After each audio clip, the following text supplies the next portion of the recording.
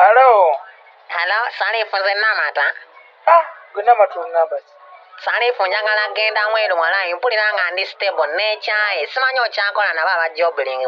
Abajobling batwala abantu ebweru naye tebatwala abantu nga ggwe. Namata onaasobola emirimu gye tulina. Salifu nze ndi hard worker page tewali kyesisomola omanyi lumonde gw'ensogola ggwe. Buli tutte omunamukoowa ate omwankoze ebintu bingi gwe Salifu nze nkubuulira amazima. Omusajja ng'omwogerera buli kyogamba mukyayira ddala n'omuvaako wamuvaako tomu osazeewo ogende Dubai okuba ekyeyo Namata. Abazaali ngende eyo kyogamba lumonde oba muwogo yanannemu sogola nze nkubuulira buli kimu nsula gwe nsomera nnamba y'abajobling. Ennamba? Eri 07000 5 32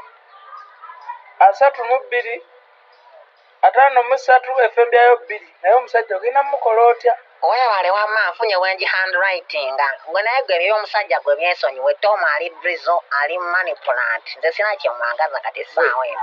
Namata oyagala kundekawo era mbadde suspension nga nkimanyi muyinza obba muli babiri naye nze kyenjogedde kyekyo. Oyagala genda ndaba olina Samimu kangende n'abajobling kangende Tom genda n'abajobling genda katulabe gye binaafundikira.